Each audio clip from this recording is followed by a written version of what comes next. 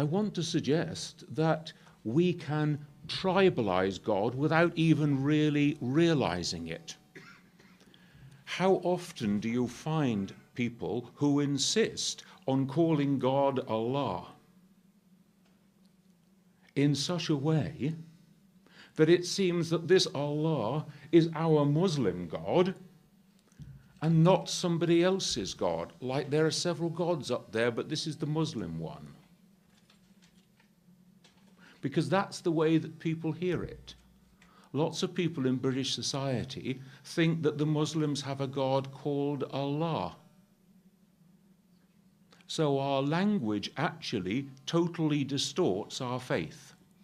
It distorts the basic fundamentals that we want to teach. It distorts the principle that we don't own God. God is the one God of all humankind. There again, do we own Prophet Muhammad? Well, no, because the Quran again tells us he is a blessing for all the worlds. Therefore, he is the property of all humankind. He is not the perfect Muslim, he is the perfect human being. Therefore, every human being should be in a relationship with him. So the Prophet also is not the tribal possession of Muslims. Oh, but we all know that, you might say. And we all know that the Quran tells us that you are not to make any distinction between any of the prophets. And we all know that when there are bad things said about Prophet Jesus, for example, it's actually the Muslims who are out there demonstrating and saying, "How dare you speak badly?" But I wonder, is that the common perception of people in society in our world today?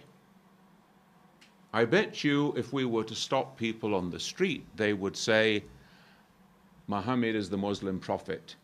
The Muslims will go wild if you offend Muhammad. We have the cartoons, we have the video, we have all sorts of examples of Muslims around the world going wild because somebody has offended the prophet. So one of the thoughts that I want to put into our conversation this evening is the difference between what we say in our theology and the perception of people out there in the world. Would anybody actually believe what our theology says if they look at the way that we are perceived, the way that we behave?